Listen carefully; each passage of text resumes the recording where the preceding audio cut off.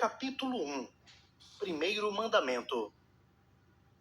O primeiro pecado de Adão foi o único pecado no Antigo Testamento, o de não amar a Deus.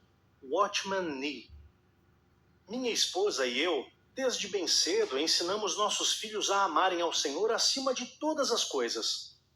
De tanto ouvirem a máxima, Deus vem antes de tudo, eles incorporaram a mensagem. Não poucas vezes, os dois nos surpreenderam com respostas práticas e desconcertantes. Um dia, como quem imita um fisiculturista, fiz pose de fortão e perguntei ao mais velho Israel: quem é o cara mais forte do mundo? Jesus. Quase que não deu tempo de eu terminar a pergunta. Sem graça por não ter alcançado o objetivo, disse-lhe: sim, mas e depois de Jesus? Ah, depois de Jesus é você. Não satisfeito, decidi tentar de novo outro dia e com outro alvo. Ajustei a mira e disparei a brincadeira em direção a Lissa, nossa caçula. Quem é o pai mais lindo do mundo? Deus. Ela nem titubeou. Mas e depois de Deus? Ah, bom, depois de Deus é você, papai. Se você perguntar aos meus filhos quem é a pessoa que eles mais amam, a resposta será Deus. Foi assim quando crianças. Hoje, depois de crescidos, não será diferente. Fico muito feliz, pois vejo que amadureceram, conservando valores corretos. Israel e Lissa estão firmados sobre o que é mais importante. É isso que você vai encontrar neste áudio. Um prumo que não apenas alinhou meus filhos, mas tem ajustado meu próprio relacionamento com o Pai Celeste. Primeiro foram gotas. Então já possuía água suficiente para encharcar. Hoje talvez eu já possa mergulhar, porém a consciência é de que ainda há um oceano à frente. A primeira lição desta escola é central. Não basta dar a Deus certa atenção. Ele quer toda a atenção. Ele espera de nós amor total. Tal verdade precisa atravessar nosso coração até o último dia. Vale lembrar que enquanto o Senhor não for a pessoa mais importante, o que há de mais valioso também não será possível alcançar aquilo que Ele espera. Ou seja, será impossível viver plenamente sua vontade. Na Bíblia, esse princípio permeia histórias como a de Abraão, a quem Deus pediu um sacrifício escandaloso, o do próprio filho Isaque, o esperado filho da promessa. O Senhor espera ocupar, de fato, o primeiro lugar. Ninguém pode ocupar tal espaço, nem mesmo aqueles a quem mais amamos neste mundo. A primazia é devida a Deus, e somente a Ele. Isso é evidente nos ensinos do Senhor Jesus, registrado nos Evangelhos. Quem ama seu pai ou a sua mãe mais do que a mim, não é digno de mim. Quem ama o seu filho ou a sua filha mais do que a mim, não é digno de mim. Grifos do autor. Mateus 10, 37. Cristo enfatizou: devemos amar a Deus mais do que a qualquer pessoa acima de tudo. Nada nem ninguém deve ocupar essa cadeira. O lugar é reservado, exclusivo só dele.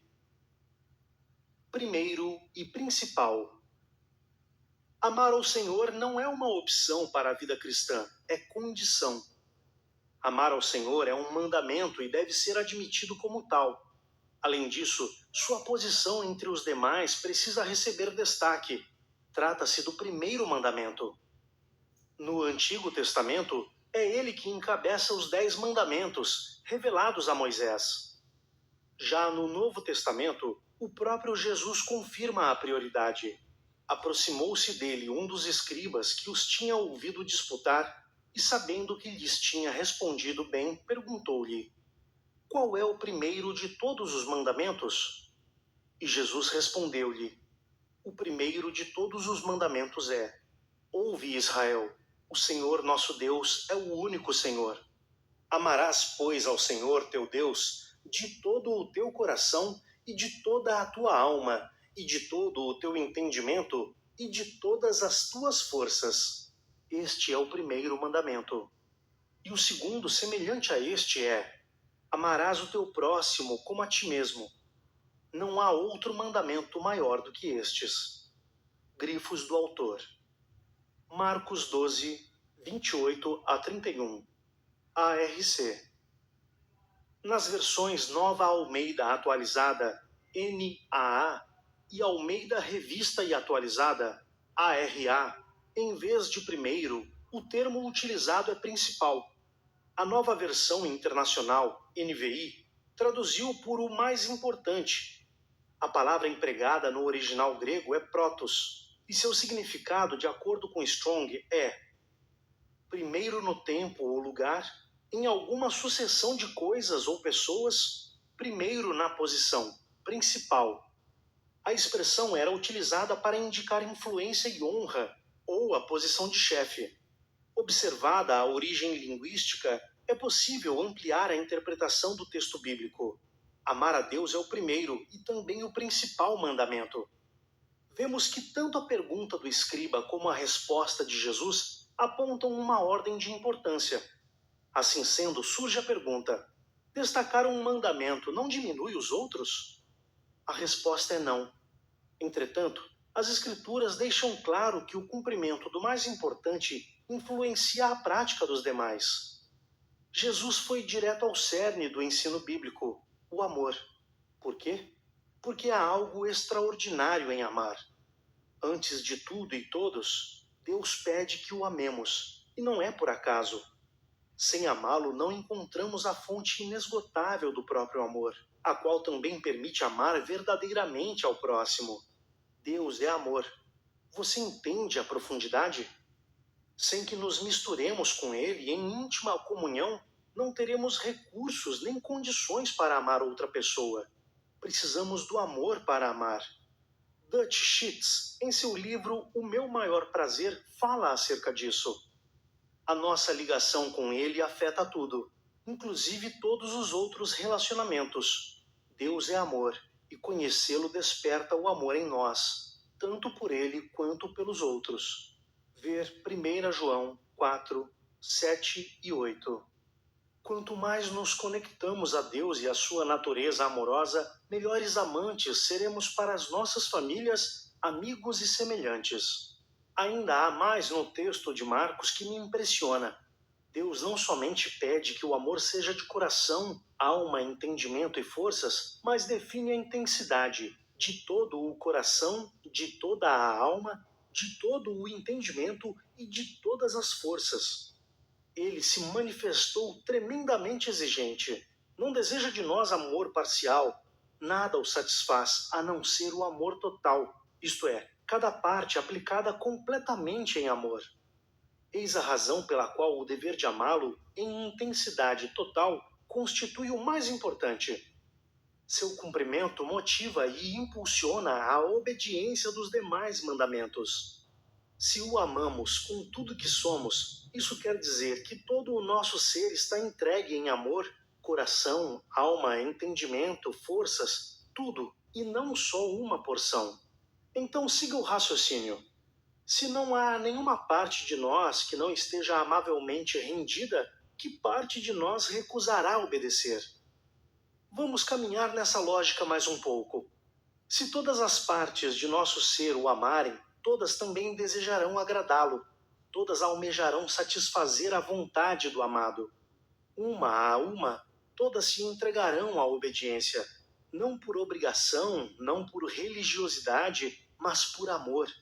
Não significa que não pecaremos nunca mais. Contudo, o amor a Ele será combustível ao arrependimento, impulso à mudança, motivo de uma busca constante pela obediência como estilo de vida. Amar a Deus de todo o coração leva à transformação. No primeiro e principal mandamento fica clara qual é a expectativa do Pai Celestial quanto ao nosso relacionamento com Ele. Não somente o que devemos fazer, mas como. Não é só amar, mas amar intensamente, completamente, de todo o ser. É sobre esse fundamento que a casa espiritual deve ser erguida, tijolo por tijolo, ou melhor, obediência por obediência. Se esse amor total for a base, que belo edifício levantaremos. Maldição na igreja. Há uma maldição que assola a muitos na igreja de Jesus Cristo. Faço essa afirmação ciente de que se trata de um assunto controverso. Alguns questionariam: você não sabe que Jesus já se fez maldição em nosso lugar para livrar-nos da maldição e dar-nos a bênção? É fato que Cristo se fez maldição por nós para que recebêssemos a bênção. Gálatas 3, 13 a 16. Contudo, isso não significa que não haja mais maldição ou que alguém que nasceu de novo não possa estar debaixo do efeito dela. Note que Cristo morreu para que nossos pecados não tenham mais domínio sobre nós. Romanos 6, 14. Porém, pecados continuam a existir e ainda é possível pecar. O que a obra da cruz determina é que o pecado não precisa mais nos governar. O que também vale para a maldição. Podemos exercer domínio em vez de sermos dominados. A realidade posicional em Cristo não é de cumprimento automático, tampouco anula a existência de maldição. Uma das provas é que o Novo Testamento ainda fala dela, citando gente que, distintamente de quem frutifica e é abençoado, está perto da maldição. Hebreus 6, 8. Mesmo ciente de que Deus nos abençoou com todas as bênçãos espirituais nas regiões celestiais em Cristo, Efésios 1, 3. E que essa é a nossa posição de direito, afirmo que há crentes que jamais chegarão a usufruir plenamente a sua herança. Por quê? Porque quando quebram um princípio divino, acionam contra si mesmos uma lei estabelecida na palavra de Deus. De que princípio tratamos aqui? Do amor. Enquanto não entenderem e praticarem o poderoso princípio do amor, não haverá confissão de fé que lhe garanta viver na plenitude da bênção divina. Quando não oferecemos a Deus o amor devido, estamos em rebeldia ao seu primeiro e maior mandamento. Observe o que Paulo afirmou: se alguém não ama o Senhor, seja anátema, maranata. Grifos do autor. 1 Coríntios 16, 22. O dicionário Vine apresenta anátema como o equivalente grego à palavra herem, que no hebraico do Antigo Testamento significa consagrado à destruição, amaldiçoado. Também enfatiza que os exemplos de uso no Novo Testamento apontam sempre para a maldição.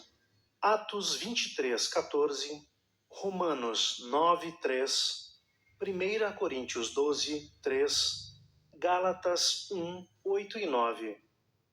R. N. Champlin, em sua obra O Novo Testamento interpretado versículo por versículo, comenta que originalmente essa palavra indicava uma oferta votiva apresentada no templo. O autor ainda acrescenta: tal vocábulo veio a indicar algo que uma deidade podia ou aprovar ou amaldiçoar. Daí veio a significar um objeto de uma maldição. Para completar, temos a definição do termo grego anátema, segundo o léxico de Strong: algo preparado ou separado para ser guardado ou dedicado, especificamente uma oferta resultante de um voto, que depois de ser consagrada a um deus, era pendurada nas paredes ou colunas do templo ou colocada em algum outro lugar visível. Algo dedicado a Deus sem a esperança de recebê-lo de volta, referindo-se a um animal doado para ser sacrificado. Daí, uma pessoa ou algo destinado à destruição, uma maldição, uma praga, um homem amaldiçoado, destinado à mais terrível das tristezas e angústias. Em suma, não há como amenizar a interpretação. Há muitas pessoas nas igrejas que não entendem o porquê de não alcançar aquele lugar de completa realização em Deus.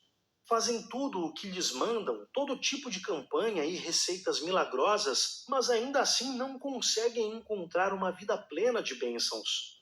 A verdade é que uma maldição as mantém cativas à tristeza e à angústia, consequência de um pecado, a falta de amor ao Senhor. Se há um contraste enorme com o primeiro e principal mandamento, logo é inadmissível na vida de qualquer discípulo de Cristo. Na mesma obra citada anteriormente, Champlin transcreve um pensamento atribuído a John Short. Perceba a seriedade para com o dever de amar ao Senhor. Tão total era o seu próprio amor e sua devoção de todo o coração a Jesus Cristo, que ele, Paulo, não podia tolerar qualquer coisa menos entre os crentes professos. Vinha ele insistindo por toda essa epístola que um grande amor a Cristo deve ser expresso mediante uma vida cristã coerente. Sabia o apóstolo que somente assim o evangelho cristão poderia recomendar-se ao mundo de uma época, um mundo que precisava ouvir desesperadamente o evangelho. E esta é a verdade em todas as épocas. Para o devotado apóstolo Paulo, tudo quanto ficava aquém dessa lealdade se assemelhava a tratar ao Senhor com desprezo. A incoerência em um crente professo levaria a causa do cristianismo a sofrer derrisão por parte da comunidade pagã que desejasse conquistar. Bênção versus maldição. As escrituras sagradas mostram claramente que são escolhas que determinam bênção ou maldição sobre nossa vida. Ao conceder livre-arbítrio ao homem, Deus também o conscientizou acerca do resultado desse direito. Hoje tomo o céu e a terra por testemunhas contra vocês, que lhes propus a vida e a morte, a bênção e a maldição. Escolham, pois, a vida, para que vivam vocês e seus descendentes. Grifos do autor. Deuteronômio 30, 19. A mensagem bíblica é clara. Há dois caminhos, vida e bênção ou morte e maldição. Quem escolhe? O homem e não Deus. Da parte dele há o conselho. Escolham a vida, porque é o caminho de bênção e é a escolha certa. Mas como escolher vida e, consequentemente, bênção? Optando por obedecer aos mandamentos. Observe o contexto no qual está inserido o conselho divino pela vida. Vejam, hoje coloco diante de vocês a vida e o bem, a morte e o mal. Se guardarem o mandamento que hoje lhes ordeno, que amem o Senhor seu Deus, andem nos seus caminhos e guardem os seus mandamentos, os seus estatutos e os seus juízos, então vocês viverão e se multiplicarão. E o Senhor, seu Deus, os abençoará na terra em que estão entrando para dela tomar posse. Mas se o coração de vocês se desviar e não quiserem ouvir, mas forem seduzidos, se inclinarem diante de outros deuses e os servirem, então hoje lhes declaro que certamente perecerão. Não permanecerão muito tempo na terra na qual, passando o Jordão, vocês vão entrar para dela tomar posse. Hoje tomo o céu e a terra por testemunhas contra vocês, que lhes propus a vida e a morte, a bênção e a maldição. Escolham, pois, a vida, para que vivam vocês e os seus descendentes, amando o Senhor seu Deus, dando ouvidos à sua voz e apegando-se a Ele, pois disto depende a vida e a longevidade de vocês. Escolham a vida para que habitem na terra que o Senhor, sob juramento, prometeu dar aos pais de vocês, a Abraão, Isaque e Jacó. Grifos do autor. Deuteronômio 30, 15 a 20. A obediência produz bênção e a desobediência produz maldição.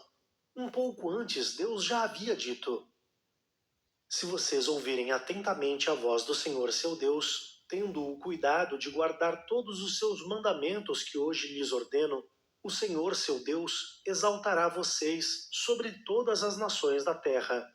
Se ouvirem a voz do Senhor seu Deus, sobre vocês virão e os alcançarão todas estas bênçãos. Grifos do autor. Deuteronômio 28, 1 e 2.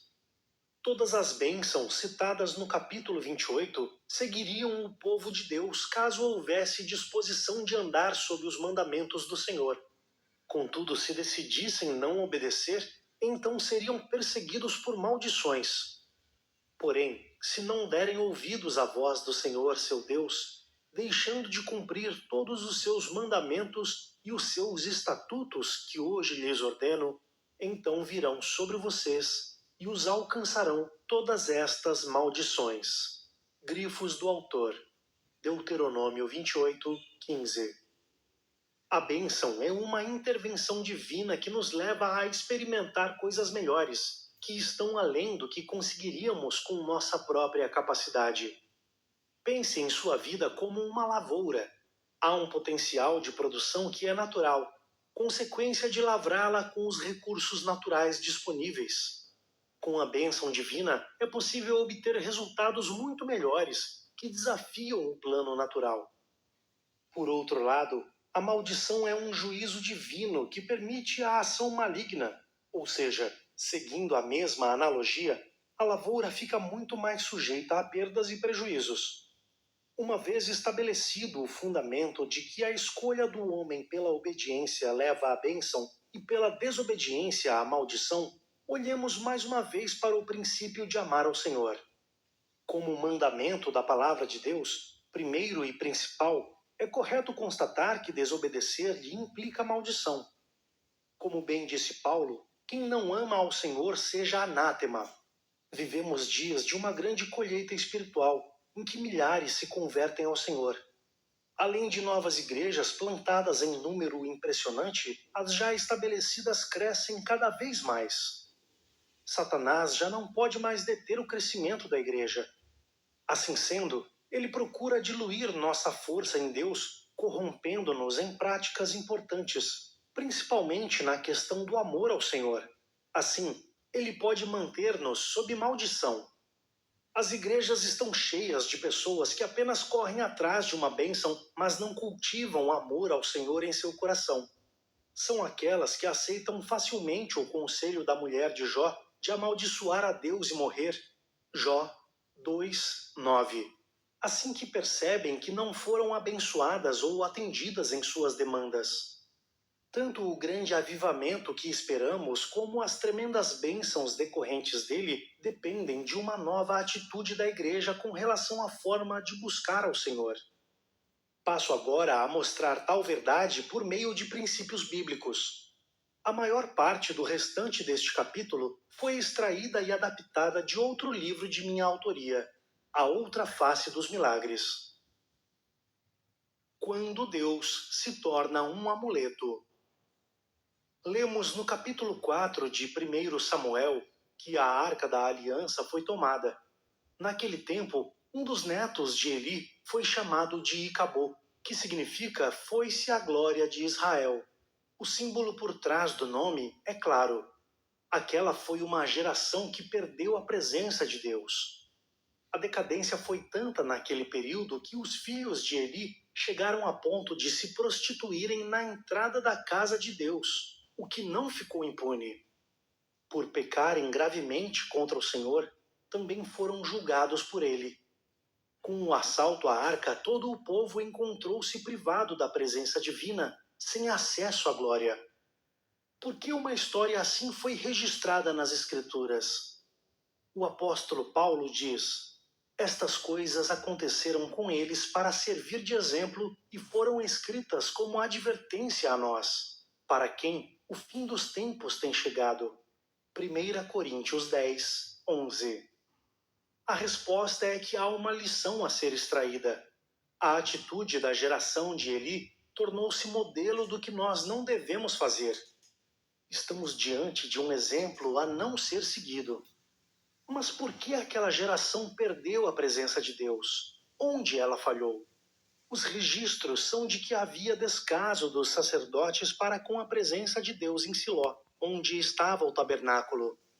Não havia interesse pela casa do Senhor, por buscar sua face, tampouco por adorá-lo devidamente. Contudo, nas dificuldades, recorriam a Deus. Essa foi a falha. A busca era egoísta, somente na hora do caos. A geração de Eli quis fazer da presença de Deus uma espécie de amuleto que resolveria todos os seus problemas. Vamos detalhar a história. Israel saiu à batalha e encontrou a derrota diante dos filisteus. 1 Samuel 4:1-3. Com medo de outro revés, o povo mandou buscar a arca de Deus. Isso revela tanto a falta de liderança, quando o povo é que decide o que deve ser feito, como também a mentalidade coletiva de descaso para com a presença do Senhor. Então o povo mandou trazer de Siló a arca do Senhor dos Exércitos, entronizando entre os querubins.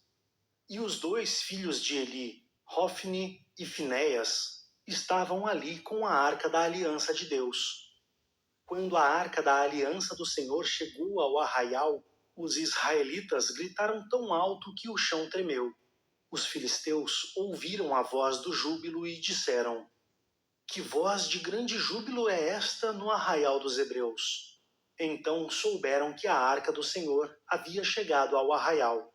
E os filisteus ficaram com medo e disseram: os deuses vieram ao arraial.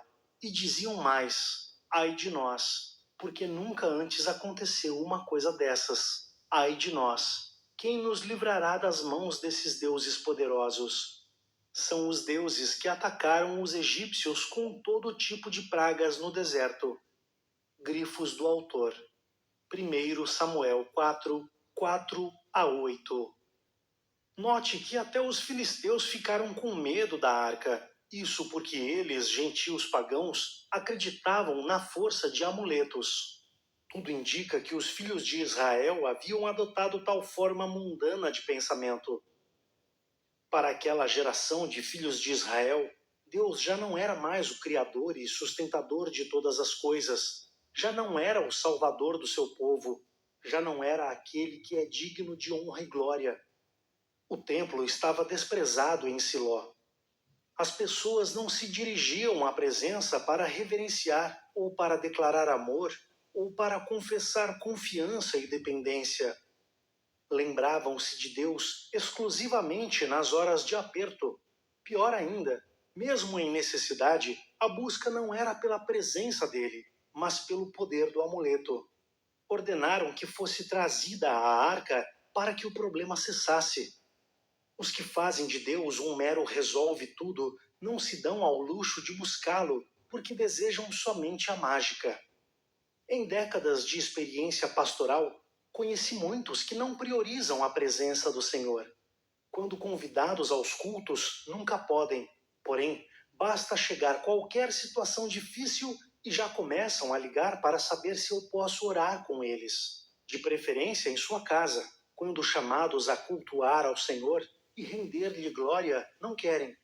Já quando os negócios vão mal, pedem oração. E não me refiro ao não convertido, de quem se pode esperar esse tipo de comportamento. Difícil é entender quando provém de um cristão mais antigo na fé. Devemos adotar uma postura de temor e amor ao Senhor, em vez de tratá-lo como empregado. A motivação da busca não pode ser como a da geração de Eli, que não almejava nada senão lucro. Deus não é um resolvedor de encrencas. Manter um relacionamento com ele sobre tais motivações traz juízo. Perde-se a presença, e não há perda maior que essa. Então os filisteus lutaram, e Israel foi derrotado, e cada um fugiu para sua tenda. Foi uma grande derrota, pois foram mortos de Israel 30.000 homens. A arca de Deus foi tomada, e os 2 filhos de Eli, Hofni e Finéias, foram mortos. A nora de Eli, a mulher de Finéias, estava grávida e próxima do parto. Quando ela ouviu estas notícias de que a arca de Deus havia sido tomada e de que seu sogro e seu marido tinham morrido, encurvou-se e deu à luz, porque as dores lhe sobrevieram. Quando ela estava morrendo, as mulheres que a ajudavam disseram: não tema, porque você teve um filho.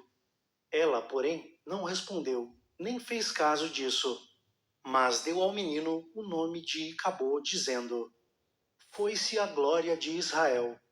Ela disse isto porque a arca de Deus havia sido tomada e por causa de seu sogro e de seu marido. E falou mais: foi-se a glória de Israel, pois a arca de Deus foi tomada. 1 Samuel 4, 10, 11, 19 a 22. A perda da glória foi tão terrível que a nora de Eli pareceu sofrer mais com ela do que com a morte do sogro e do marido. Na verdade, mais do que com a própria morte que estava prestes a acontecer. Aquela mulher deu nome ao filho em lamento pelo assalto da arca e não pela tragédia que acometeu sua família e sua vida. Declarou ao mundo de forma definitiva qual havia sido a grande perda do povo de Israel. Hoje, a igreja vive sob o mesmo perigo. Ao deixar de adorar ao Senhor pelo que Ele é, para buscá-lo apenas pelo que Ele faz, corre o risco de estar parecida com qualquer seguidor de Satanás. Não, você não ouviu errado. O diabo não possui seguidores pelo que ele é, pois ele nada é. Quem pactua com ele o faz em troca de algo, fama, fortuna e outras coisas, pelas quais pagam com sua própria alma. Contudo, não veem em Satanás nenhum atrativo. O que atrai é sua proposta, e não sua pessoa. Qual é o modelo bíblico de busca correta aprovada pelo Senhor? Qual o padrão de relacionamento com Deus devemos seguir? Embora a mulher de Jó tenha sugerido que o marido amaldiçoasse a Deus e morresse, Jó 2:9. Ele, por sua vez, agiu diferente. Posteriormente, Jó declarou o seguinte: ainda que Deus me mate, Ele é minha única esperança. Jó 13:15, NVT. Que declaração profunda e profundamente baseada em quem o Senhor é.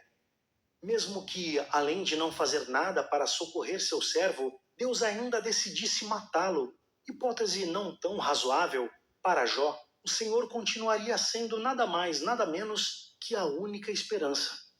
É como se dissesse: não importa o que o Senhor faz por mim, mas quem o Senhor é. Mesmo que meus pedidos não sejam atendidos, mesmo que eu morra, Deus, tu serás para sempre minha única esperança, meu único Deus, meu único Senhor, meu único. O reino de Deus precisa de mais Jós, mais daqueles que o desejam e decidem buscá-lo pelo que ele é, e não somente pelo que ele faz. Isso não quer dizer que é errado buscar aquilo que o Senhor pode fazer, mas sim que não se deve abandonar a ênfase em quem ele é. Amá-lo antecede em prioridade qualquer bênção. Buscar a pessoa vem primeiro. Sua face antes de suas mãos. Seus pés antes de seu movimento. Seu coração antes de tudo. O irmão Lawrence, francês do século XVII, conhecido pela ênfase e constantes esforços em levar outros cristãos a entenderem o que é permanecer na presença de Deus, afirmou em uma de suas cartas: o amor da maioria das pessoas pelo Senhor para em um estágio bem superficial. A maioria das pessoas ama a Deus por causa das coisas tangíveis que Ele concede a elas. Elas o amam por causa do seu favor.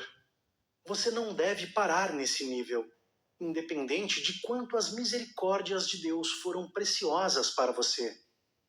Logo depois, ele arrematou a ideia com esta simples e ao mesmo tempo profunda conclusão: o Senhor não está fora de você, derramando favores.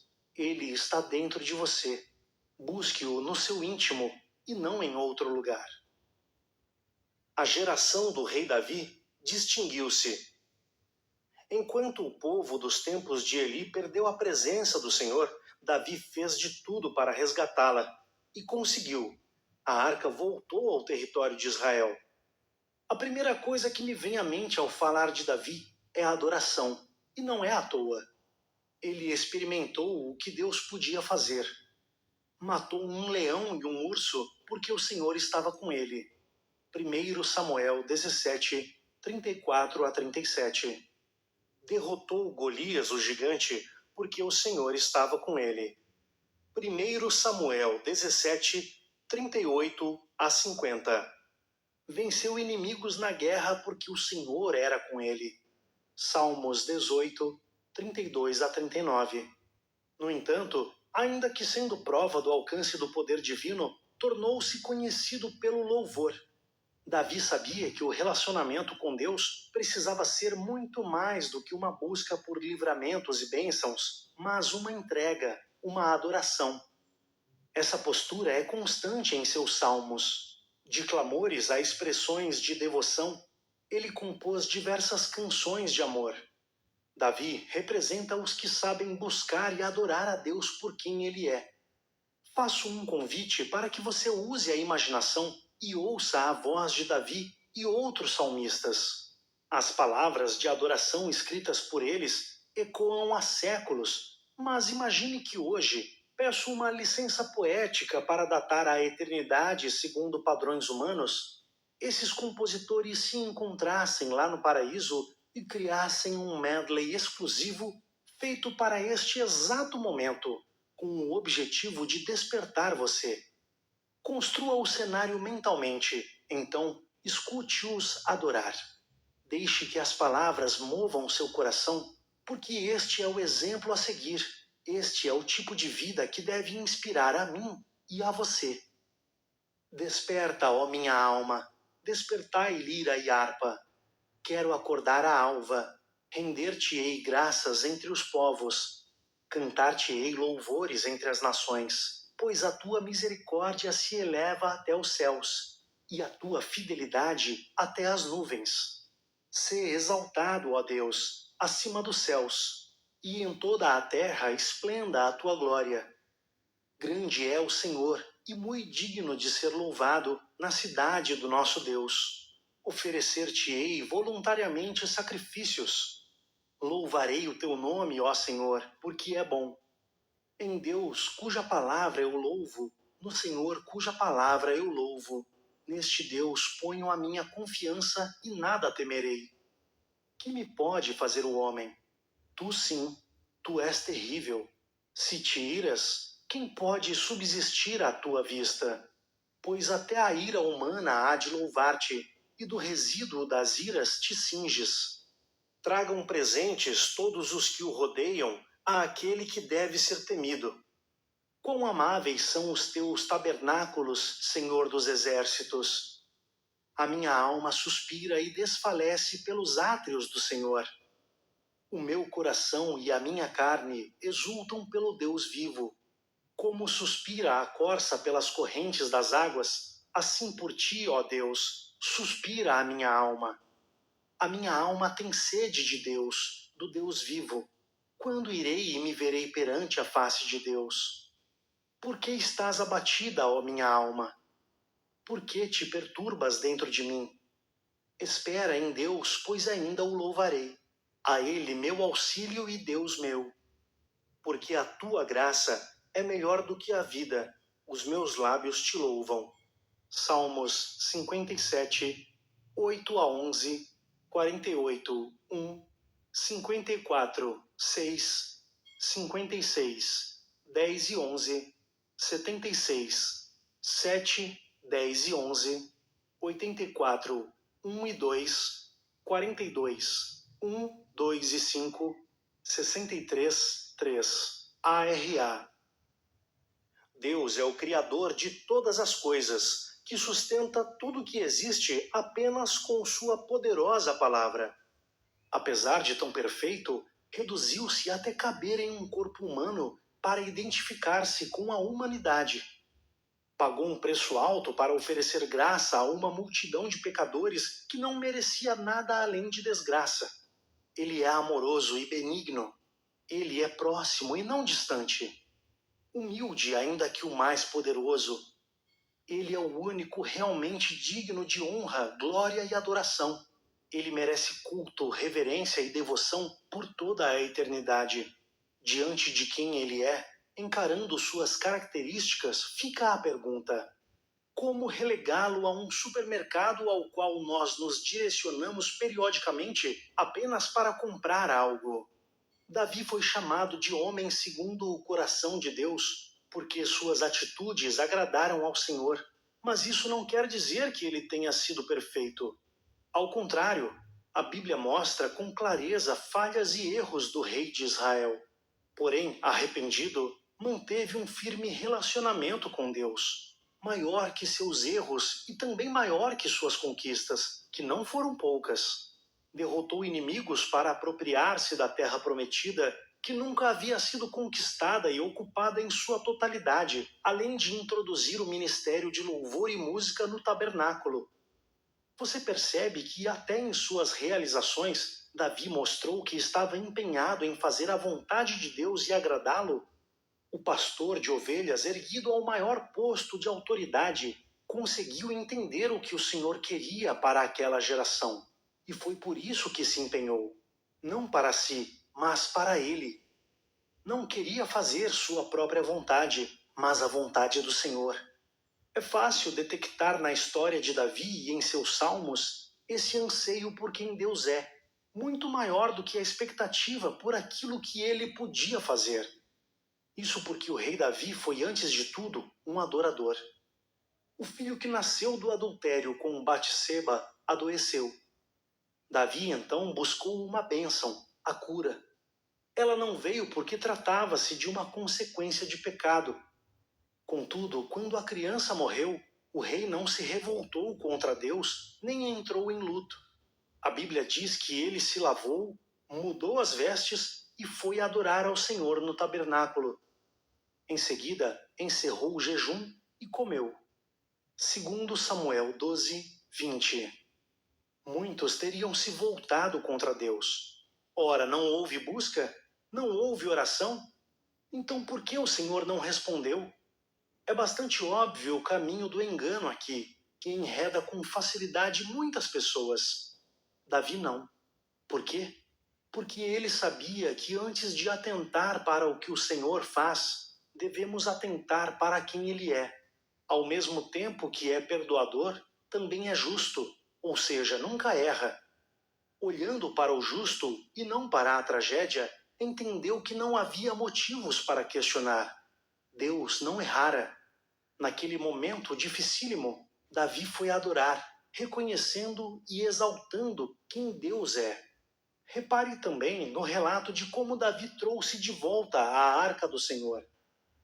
Avisaram ao rei Davi dizendo: o Senhor abençoou a casa de Obed-edom e tudo o que ele tem, por causa da arca de Deus. Então Davi foi e com alegria trouxe a arca de Deus da casa de Obed-edom à cidade de Davi. Quando os que levaram a arca do Senhor tinham dado 6 passos, Davi sacrificava um boi e um animal gordo. Davi dançava com todas as suas forças diante do Senhor. Ele estava cingido de uma estola sacerdotal de linho. Assim, Davi com todo o Israel levou a arca do Senhor com júbilo e ao som de trombetas. Levaram a arca do Senhor e a puseram no seu lugar, no meio da tenda que Davi tinha preparado para ela. Então, Davi trouxe holocaustos e ofertas pacíficas diante do Senhor.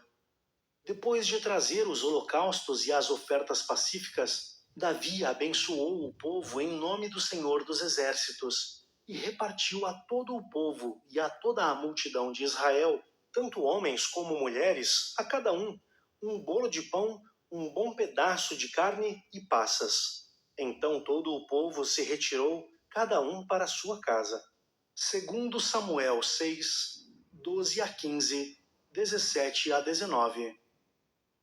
Além de demonstrar temor e reverência ao sacrificar bois e carneiros a cada 6 passos, Davi fez daquele dia uma festa.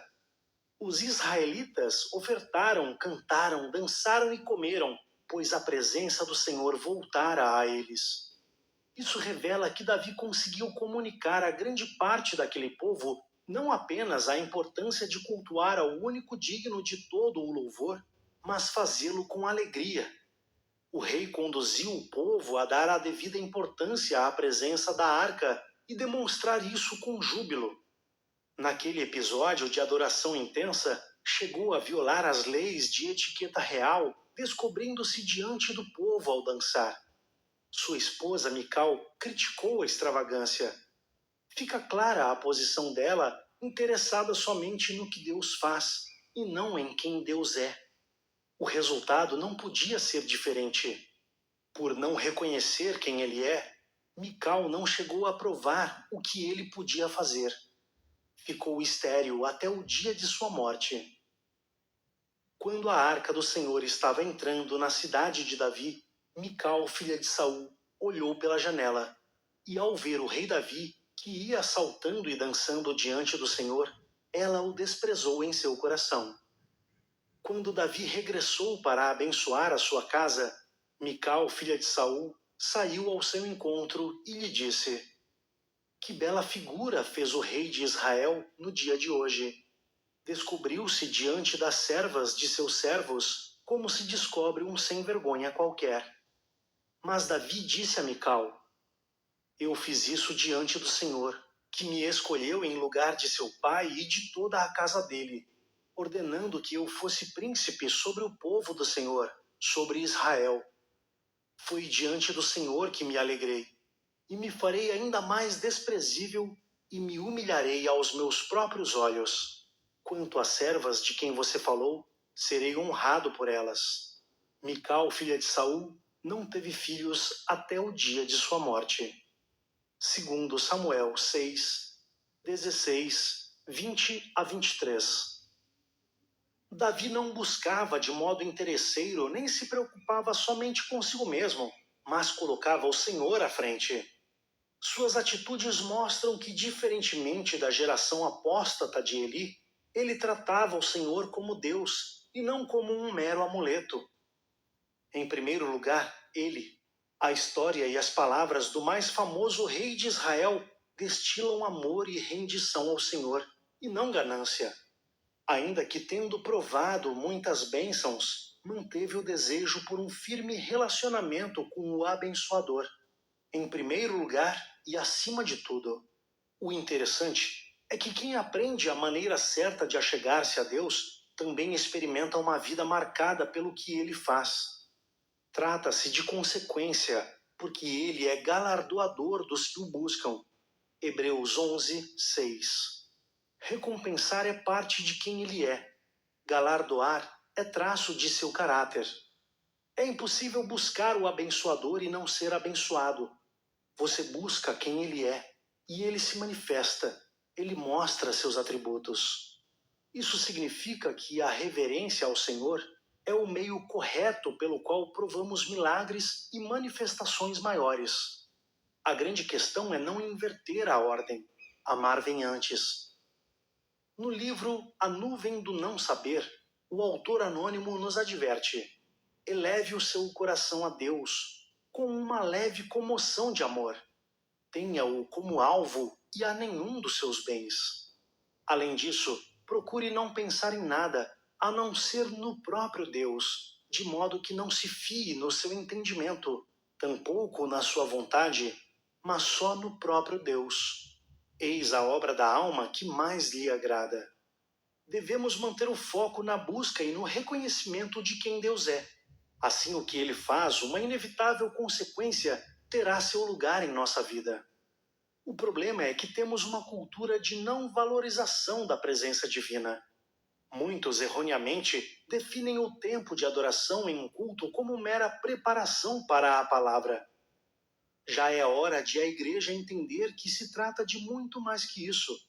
A música possui um objetivo: louvar e adorar àquele que é digno, e ele merece expressões de exaltação e muito mais. Não se trata de entretenimento, mas de rendição. Diz respeito a valorizar a sua pessoa. Ainda mais surpreendente é experimentar a resposta do Senhor. Ele vem quando é adorado. Tanto na celebração coletiva como na devoção pessoal, temos na adoração uma das grandes chaves para a manifestação do poder de Deus em nossa vida. Ao honrá-lo pelo que ele é, experimentar o que ele faz é consequência natural. Cheguem perto de Deus e ele se chegará a vocês. Tiago 4, 8a. É impossível adorar ao Senhor sem provar sua ação. Nós damos um passo em direção a ele e ele caminha até nós. É uma lei de reciprocidade. À medida que nos aproximamos do Senhor em amor e exaltação, sua presença também vem ao nosso encontro. Como bem ensinou Davi, é em louvor intenso que se traz a arca. Não tenha dúvida, os milagres acontecerão quando tivermos a presença do Senhor conosco, ainda que não estejamos necessariamente buscando por eles. Entretanto, acima de tudo e de todos, que o amado tenha a primazia.